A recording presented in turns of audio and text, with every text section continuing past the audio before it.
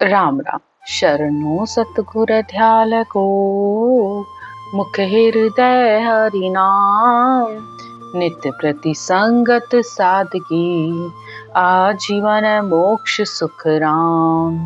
अनंत आत्माओं में विराजमान मेरे परम पिता परमात्मा को मेरा कोटि कोटि नमन। सतगुरु सुखराम जी महाराज के ग्रंथ में आज हम सतगुरुदेव परम धाम पधारे उस समय की विगत है। ये सन 1824 में सतगुरु सुखराम जी महाराज ने अपनी भक्ति की पूर्ण अवस्था को प्राप्त किया। उन्होंने संतों का देश आनंद पद केवल पद को प्राप्त किया। आज सतगुरुदेव जब परम धाम पधारे, ये उस समय की विगत है। सम्मत 1800 वर्ष 73 संदेशो प्रेस्तो आण दियो। सन 1873 में सतगुरुदेव परम धाम पधारे। 1783 में उनका जन्म हुआ और 1873 में वे परम धाम गए, यानी लगभग 90 वर्ष की आयु में वे परम धाम को गए। संदेशो प्रेसतो आण दियो, तब उन्हें प्रेस्तो यानी परमात्मा के देवदूत ऐसी आत्मा को लेने के लिए आए। हम आम इंसानों को तो जम के दूत लेने आते हैं, लेकिन जब ऐसी देव आत्माएं होती हैं, शुद्ध आत्माएं होती हैं, तो उनको परमात्मा के दूत लेने के लिए आते हैं। हुक्म दरगाह को हक परवानगी, संत सुखराम जी वाच लिया। उस देवदूत ने सदगुरुदेव से कहा कि मुझे परमात्मा का हुक्म हुआ है कि मैं आपको उनके देश लेकर आऊं। सुध वैसाख दिन पख जब उतरियो, जग में बास शट मास होई। उस समय वैशाख का महीना था। तो सदगुरुदेव ये बात अच्छे से जानते थे कि संसार में जो आया है उसे तो जाना ही है, लेकिन सदगुरुदेव ने अपनी ध्यानिस्थ अवस्था में उनसे ये कहा कि मैं 6 महीने और यहाँ रहना चाहता हूँ। सिद्ध अवतार जन पीर पैगंबरा, थिर संसार नहीं रह कोई। ये तीनों लोक स्थिर नहीं है, न धरती, न पाताल, न मृत्यु लोक। जो आया है, पीर हो, पैगंबर हो, अवतार हो, कोई भी हो, सबको इस संसार से जाना है। लेकिन अभी मेरा कुछ काम बाकी है। इसलिए ध्यानिस्थ अवस्था ने उन्होंने परमात्मा की आज्ञा से अपनी 6 महीने की उम्र और बढ़ाई। आगे कहते हैं, मास काती सुध तिथ 13 थी, उगते सूर सिद्ध कार कीनो, 12 की रात घड़ी दोए दुगाड़ियो। यानी वैशाख में जब वह देवदूत सदगुरुदेव को लेने आया था, तब उन्होंने जाने से मना किया।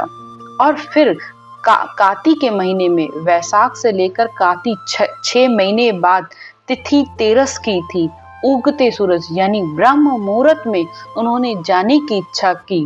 12 की रात घड़ी दोई यानी 2 पहर रात के बीत चुके थे, तब उन्होंने जाने का निश्चय किया। देह मृत लोक में मेल दीनी, यानी अपने शरीर को इस मृत्यु लोक में छोड़ने का निश्चय किया। घोर गम घोर जब आवाज हुई शब्द की, जब संतों की देह छूटती है तो ये शब्द कपाल से निकलकर बहुत जोर से उस शब्द की आवाज हुई।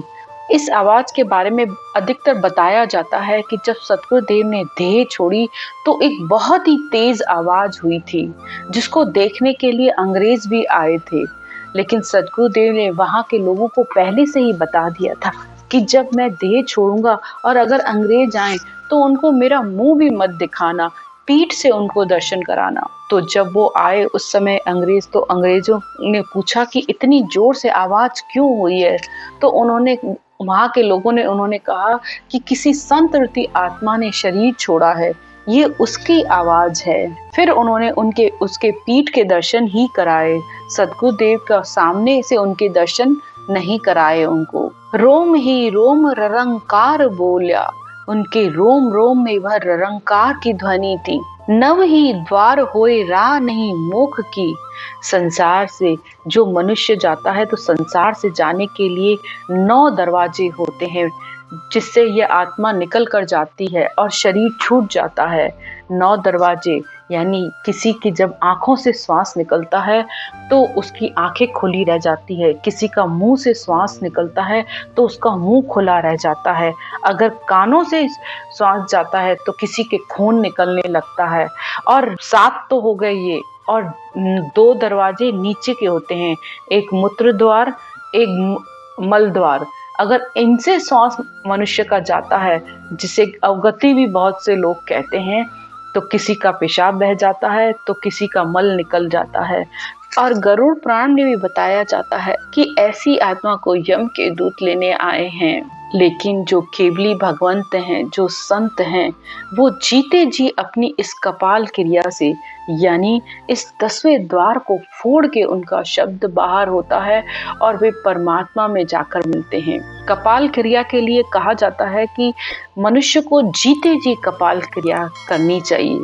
कपाल क्रिया यानी जैसे जिसकी मृत्यु होती है, तब बेटा जब होता है तो इस सर पर कहते हैं मारा जाता है, जिससे ये कपाल क्रिया करना कहते हैं। लेकिन सद्गुरुदेव उस कपाल क्रिया का सही अर्थ बताते हुए कहते हैं कि आत्मा जब इस भक्ति करके इस शब्द के साथ 10वें द्वार को फोड़ के बाहर निकलती है, तो वह कपाल क्रिया है। ये शब्द धुन जो सिर के ऊपर हर समय छाई रहती है, तो इसे जीते जी कपाल क्रिया करना कहा गया है। आगे कहते हैं 10वें द्वार को आण खोल्या, तो 10वां द्वार उनका खुला, ब्रह्म सुचाल भूलोक में आया। तो ऐसे संत ब्रह्म से चलकर भूलोक में यानी इस संसार में आए। हंस चेतावनी सब काज किया, यानी हंसों को चेताने के लिए, आत्मा को जगाने के लिए, परमात्मा से मिलाने के लिए ऐसे संत परमात्मा से औधा लेकर इस संसार में आते हैं। संत सुखराम परम धाम को पहुंचिया, शिष्य गिरधर को संग लिया। जो उन्होंने 6 महीने जो अपनी अवधि बढ़ाई थी, वो उनके शिष्य एक गिरधर थे, जिससे उन्होंने ये भक्ति पूरी करवाई और उसे अपने साथ मोक्ष ले गए। कुंडलियां वर्ष 83 लागते, चेत मास गुरुवार, तिथि नौमी पख चानड़ो। सतगुरुदेव 1873 में मोक्ष धाम पधारे और वह रामनवमी की तिथि थी। सुख अवतरिया संसार, सुख अवतरिया संसार, सम्मत 17 से माई। संसार में वे 1783 में उनका जन्म हुआ और वे परमात्मा की आज्ञा से, उन्हें संसार में आने की जरूरत नहीं थी, लेकिन परमात्मा की आज्ञा से वे संसार में इस भक्ति की स्थापना करने के लिए, वे भक्तों का उद्धार करने के लिए, उन्हें ये केवल ज्ञान देने के लिए आए थे। जम घर उपजो सोग, नरा घर बटी बधाई, 1873 पहुंचा मोक्ष द्वार। जम के घर में यानी काल को दुख हुआ, क्योंकि काल को भी पता है जब केवल ज्ञान, ऐसी भक्ति संसार में कोई संत लेकर आते हैं तो नरा घर बताई, यानी मनुष्यों के घर में तो खुशी होती है, लेकिन काल के घर में शोक होता है, क्योंकि अब आत्मा काल के घेरे से मुक्त हो जाती हैं और परमात्मा प्राप्ति का उनको रास्ता मिल जाता है। 1873 पहुंचा मोक्ष द्वार। 1873 में वे मोक्ष पधारे। बरस 83 लागते, चेत मास गुरुवार। और सतगुरुदेव कहते हैं 83 वर्ष लगे और गुरुवार का दिन था और रामनवमी का दिन था, तब वे मोक्ष में पधारे। इस तरह सतगुरुदेव परम धाम जाने से पहले उन्होंने संसार को ये महान ग्रंथ दिया। जो भी इस ग्रंथ को पढ़ता है, सुनता है या इस ज्ञान को धारण करता है, तो वह आत्मा निश्चित ही इस आत्मा का जन्म मरण छूट जाता है। और सच शब्द आने के बाद तो सतगुरुदेव कहते हैं कि मैं तुम्हें पट्टा लिख के देता हूँ कि भले इस समय अगर तुम्हारी भक्ति इस जन्म में पूरी नहीं हुई है, तो अगले जन्म में निश्चित ही मनुष्य जन्म तो तुम्हें मिलेगा ही, और 1-2 जन्म लेकर आत्मा निश्चित ही तौर पे उस परमात्मा से जाकर मिलेगी। कई जन्म शुभ कर्म करे, तब प्रकटे भक्त अंकुर, ता पीछे कई जन्म लग, भजन करे भरपूर। जब कई जन्मों तक आत्मा शुभ शुभ कर्म करती है, उसके शुभ शुभ कर्म इकट्ठे होते हैं, तब उसके अंदर भक्ति का अंकुर प्रकट होता है। और फिर कई जन्म बाद जब भजन भरपूर करती है।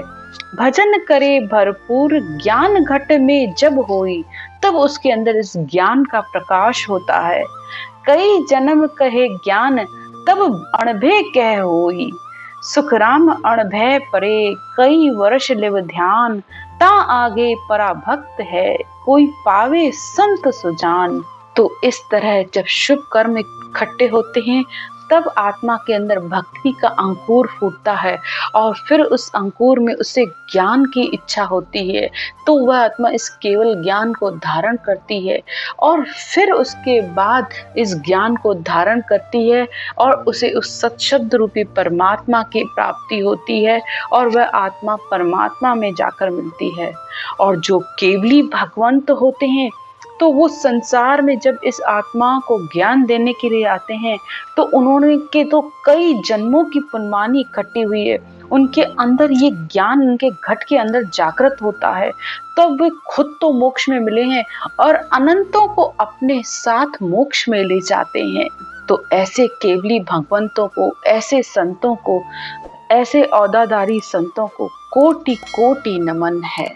आज की चर्चा यहीं तक। राम राम।